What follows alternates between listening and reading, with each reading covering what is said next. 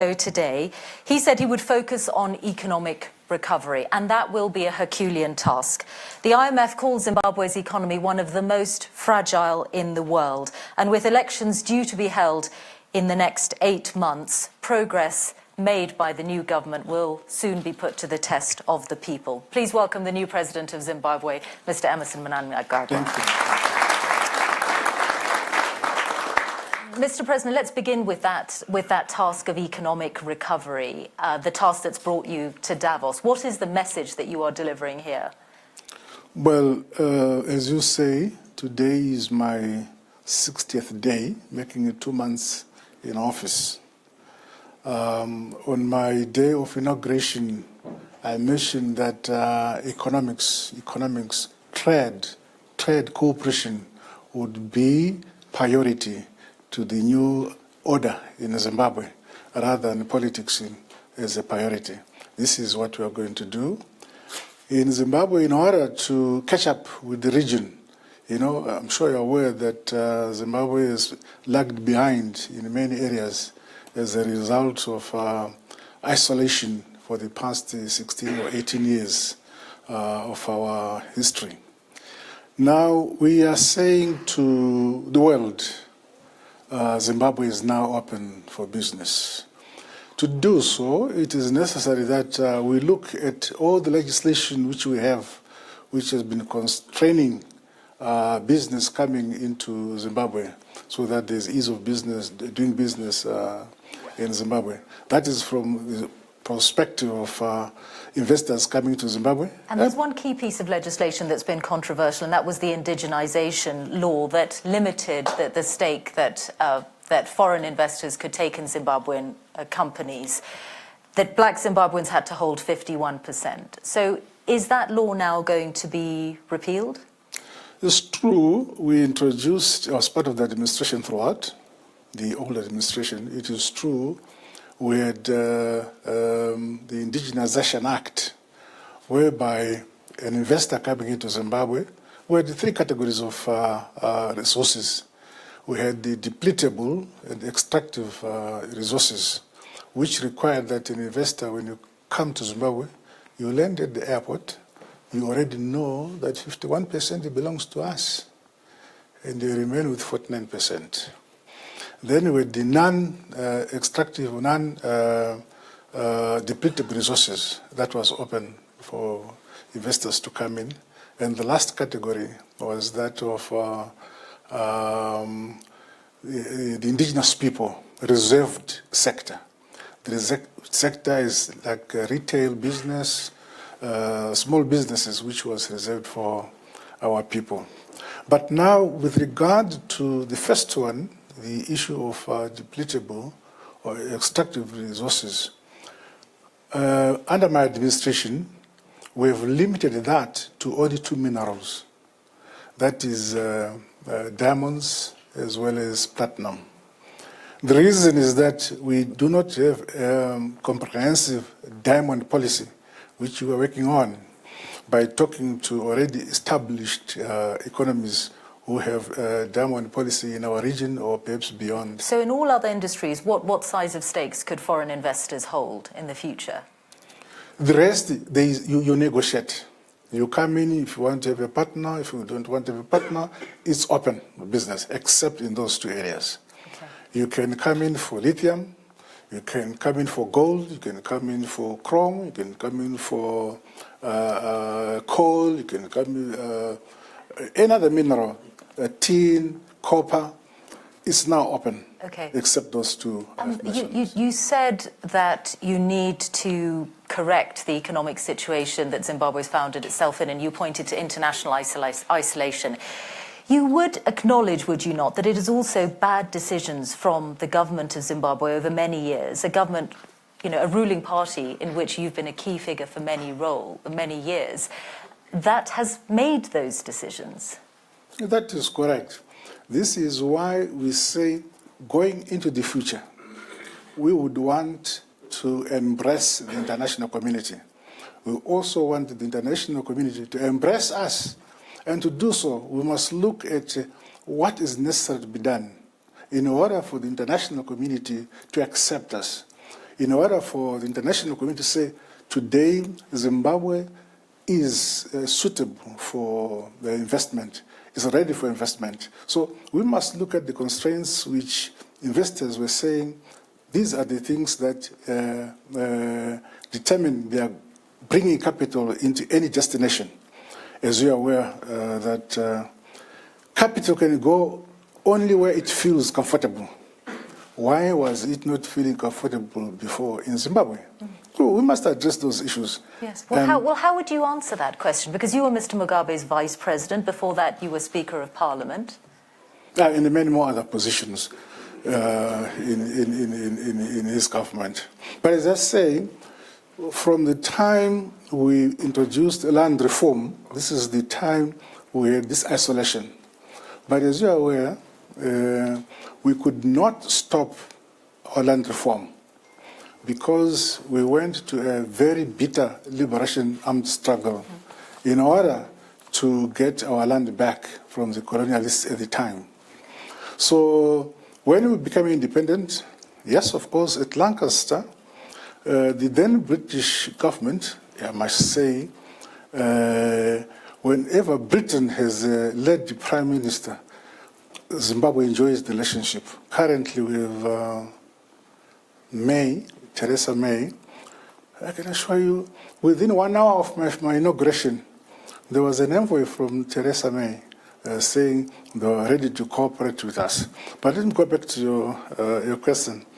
So in 1979, when we had our Lancaster conference, the British and Americans assured us that they will provide funding which we would use in the process of land reform on a basis of willing seller, willing buyer. But when Prime Minister Tony Blair came in, he abrogated that relationship.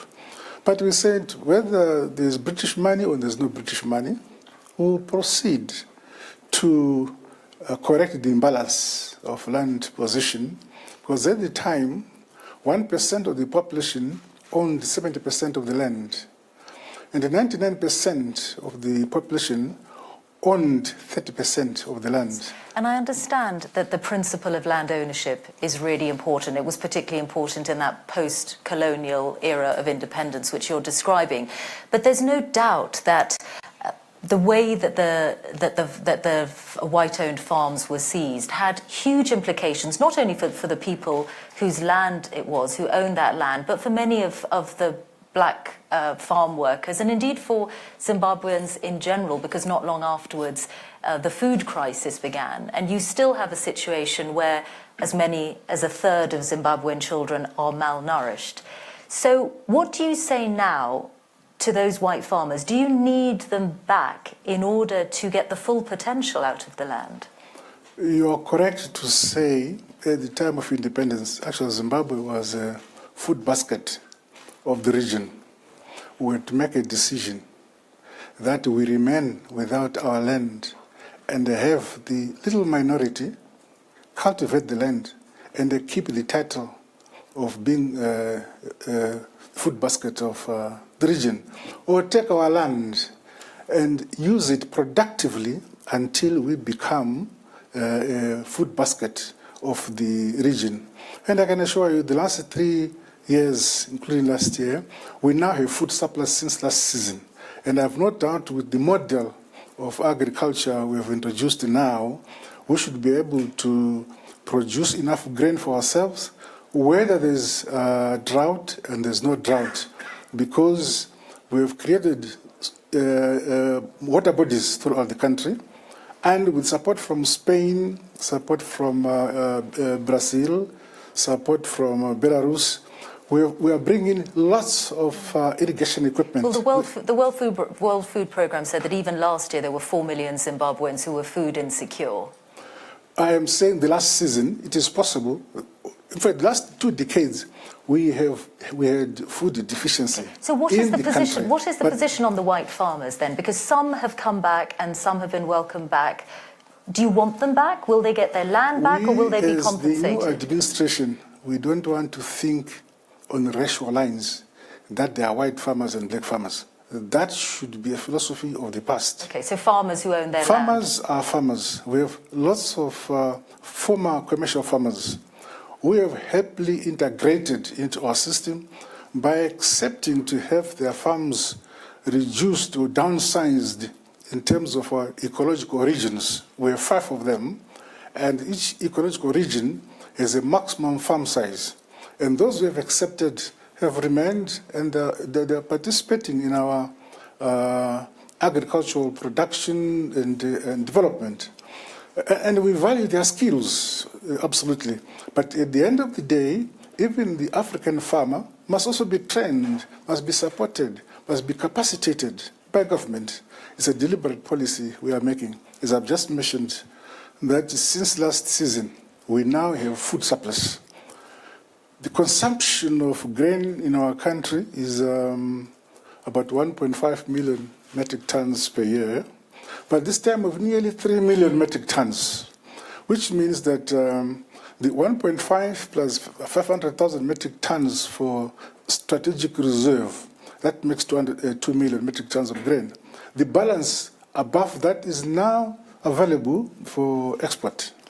And we also now know, under the current model, that we need X amount of hectarage in Zimbabwe under grain so that we get the amount of grain which we want. And in this particular instance, we need 400,000 hectares of land under what we call command agriculture. And those who voluntarily enter the program, we supply them with the 5 requirements for their piece of land they will have put on the program. That is, they will have seed, fertilizer, chemicals. Mr. President, you clearly have big plans for the future, and you're at the start of your presidency. But I think it's really important to talk about the past, both because of what Zimbabwe's been through and because you have been a leading light in the ruling party for almost all your life. What would you say then? Let's address one particular phase in Zimbabwe's history, and that was the period in the early 1980s when you were in charge of state security and when terrible massacres took place in Matabeleland. Do you acknowledge that you were in a position of power when those massacres took place? I was Minister for National Security, that's National Intelligence. That is correct. We are not saying the past must be thrown away from history. It has happened, it is there. Currently, just a week ago, I have signed a bill, the National Healing and Reconciliation Bill. I have signed it into an act, and I've signed one of my vice presidents to deal with that one, so that the communities that were affected can air their grievances and challenges, and government, with recommendations from that commission, we should be able to address those issues that are... Is it going to be a Truth and Reconciliation Commission? It's not called a Truth and Reconciliation Commission. It's called a National Healing and Peace Commission. Okay. Yes. And will you be appearing before it? No, they themselves are going to the communities that are affected. If they ask me to come for any reason, I will. Okay, but then what would you like to say now, 2 months into your presidency, what would you like to say now about how you feel about that time and how you feel about having been in a position of power when as many as 20,000 people were killed in Matabeleland? I understand that those are the figures that are being flighted, but on the ground, I don't think that is the correct figure being flighted in that area. The most important thing is that what has happened has happened. What can we do about the past? We have put up a commission to deal with that issue.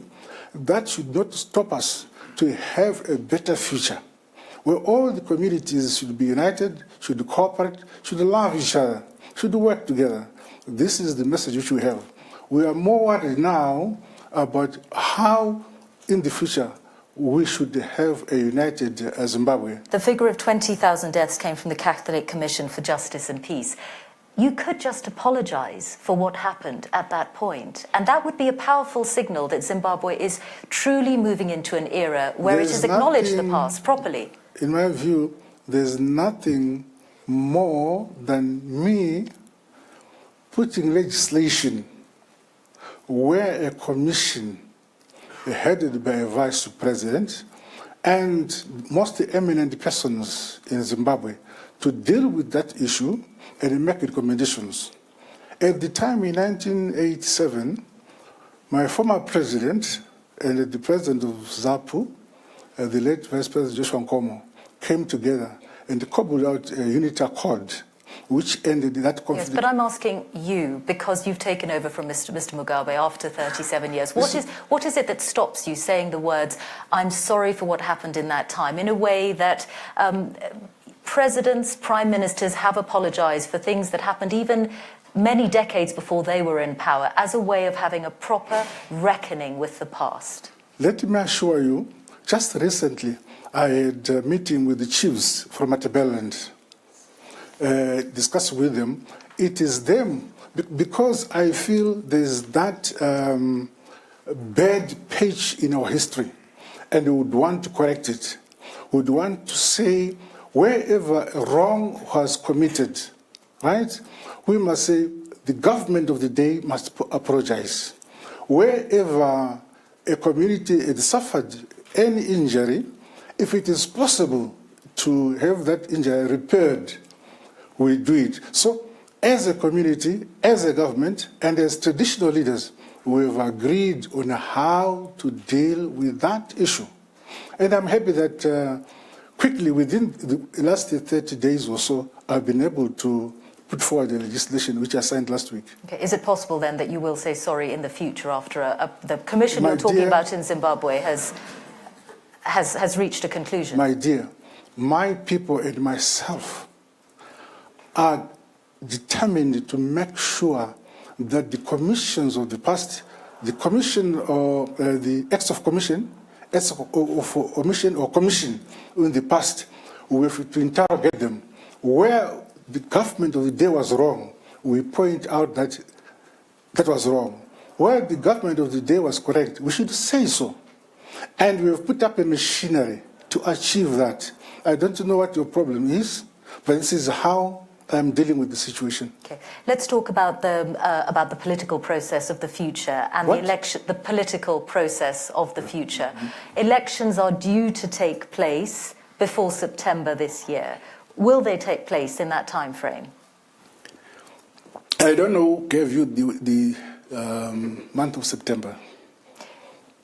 In my own view, we want to consolidate and deepen constitutionalism in Zimbabwe. And in terms of our current constitution, every 5 years we are required to submit ourselves to seek a new mandate. So the 5-year term ends in July. The constitution allows us to have elections even 6 months before the last date in July. Because of the introduction of the BVR, a new system of voting which we're introducing, which is ending, I think, on the 12th of February next month. After the 12th of February next month, I'll be able to make a proclamation of elections. So I believe that elections will not be in July. They'll be earlier than July. Earlier than July this year. So within the next few months, elections will take place in Zimbabwe. Correct, yes. And you have said that you will allow in EU monitors and UN monitors? I have said that this time around, Zimbabwe is open and transparent. We want to have free, fair, credible elections, free of violence. If you have that criteria, why would you want to deny international observers coming to our country? Obviously, like in the past, SADC, whether it is political parties in the SADC, whether it's government, whether it's parliament, it's automatic. They come. This is what we, an understanding which is there between ourselves. The same with the continental body, that is the AU, mm-hmm. They can observe. But this time I've gone further and said the EU, if they want to observe our elections, I'll welcome them. Other nations outside the EU who want to observe our elections, let them apply. And will those, wherever they've come from, those outside monitors or observer missions, will they have free and unfettered access? Will they be able to go wherever they want and look at whatever they want? I'm not an English expert, but I thought when you say it will be transparent, it means they have access. Unless the meaning of transparent means something different. But this is how I understand it, that we are going to have transparent elections, free and fair. And can you also guarantee that there will be no intimidation of opposition rallies, of opposition supporters, that their meetings, their gatherings will be able to take place in complete freedom and without any interference? The word you have used, guarantee, let me explain. So far, the leaders of my party, the leaders of the opposition leaders who are there, were all agreed that we need a non-violent general election. But I don't think those who commit violence make an application first that they are going to commit or assault somebody. But we as political party leaders, we must preach peace, and non-violence. All of us as political parties, that's what we're going to do. For instance, I'm sure you're a Christian too, the Bible is 10 commandments. Many people know about 10 commandments, but they still commit some of the crimes which are forbidden by the 10 commandments. Okay, a few specific questions. Will you set up a new independent election commission as part of that process of preparing for those next elections? We already have the ZEC, the Zimbabwe Electoral Commission. It's one of the 5 independent commissions. It's already in place. It is the one, in the past, when we got independent, we used to have the government running elections. But this is not consonant with international practice. You would want to have elections run by an independent body, not by government. So this is what we have done. Okay. And will Zimbabweans outside the country be allowed to register to vote? Totally. Anybody who is above the age of 18 in Zimbabwe and is a citizen, in some instances, other classes may vote depending on how your class of residence is classified. But if you're a citizen, you're allowed to vote in these elections, as long as you're 18. And if ZANU-PF lose power in these elections, will you hand over to the opposition? You remember we had a constitutional referendum where ZANU-PF lost. And immediately the results were out. We said we abide by the results. We are very clear.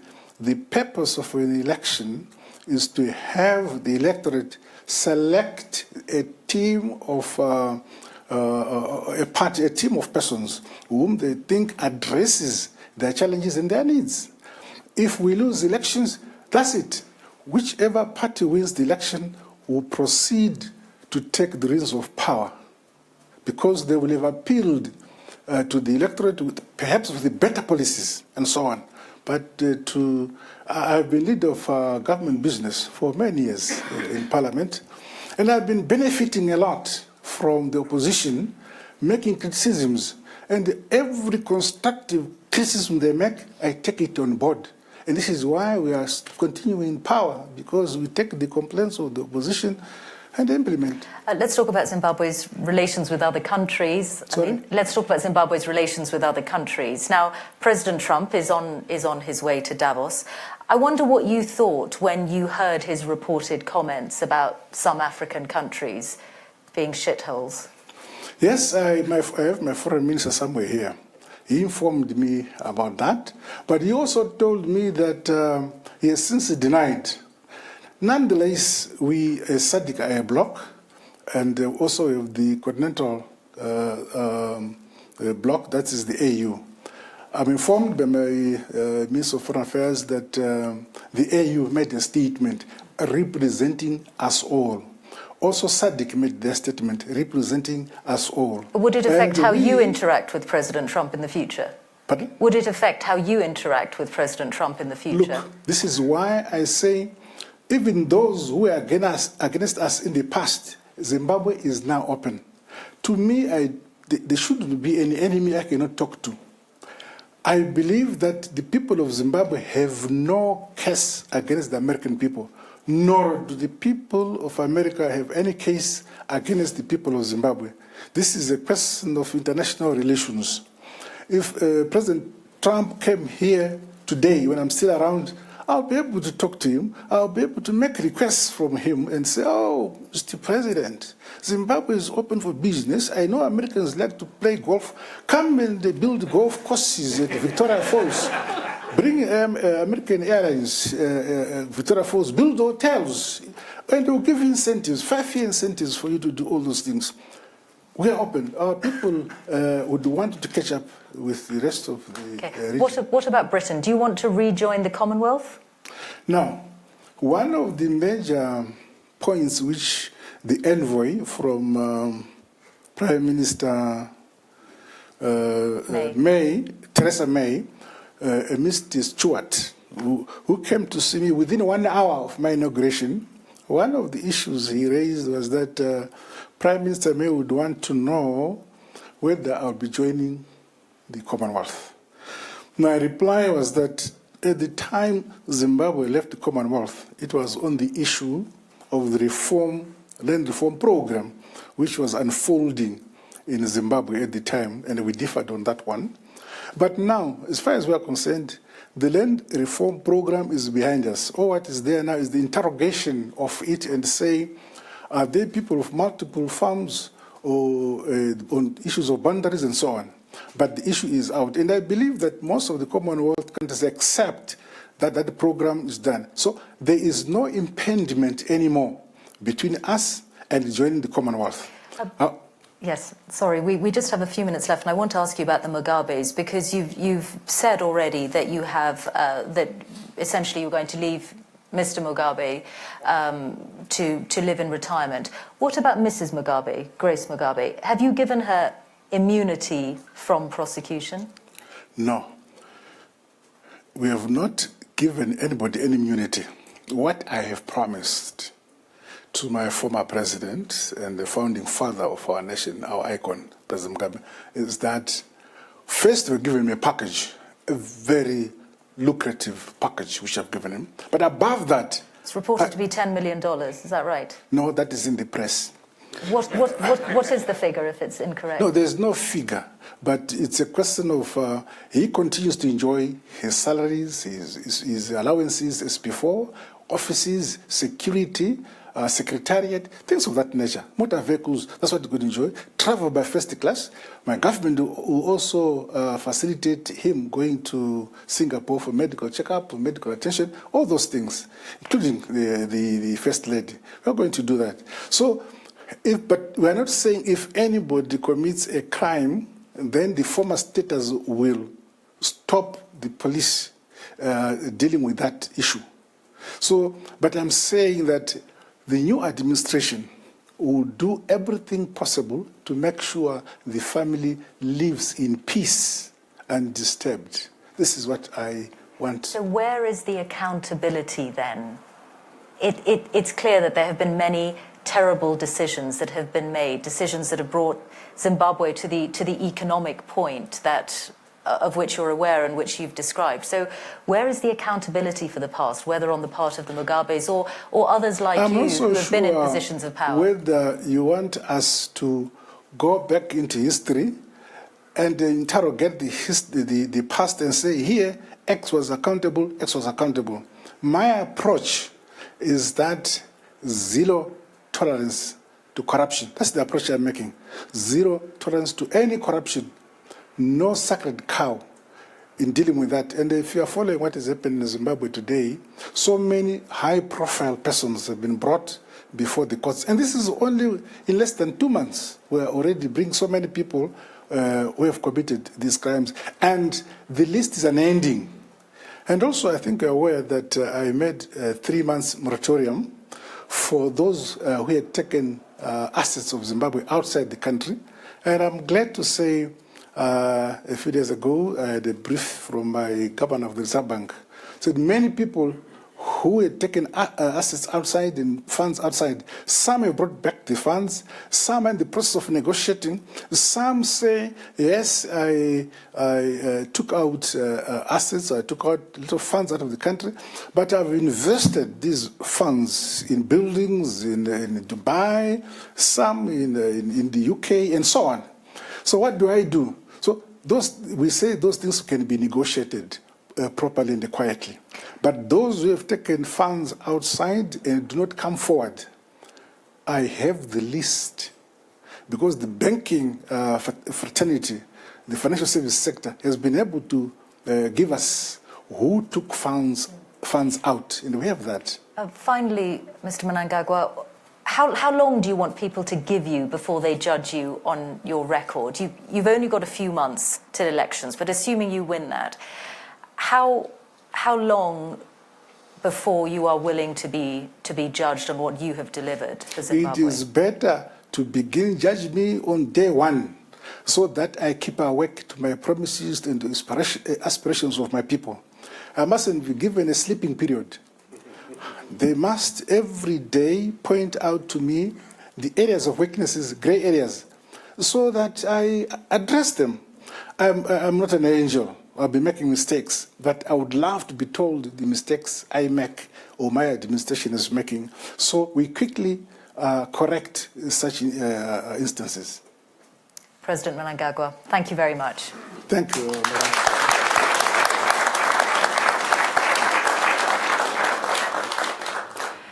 Thank you very much, ladies and gentlemen, and thank you again, Mr. Mnangagwa. You're leaving tomorrow, I think. Yes, I leave tomorrow. Before President Trump arrives. See, I would have loved to see the lady, Mrs. May. Because Margaret Thatcher was good to us. May is good to us. All the male prime ministers have not been. Thank you so much. Thank you. Thank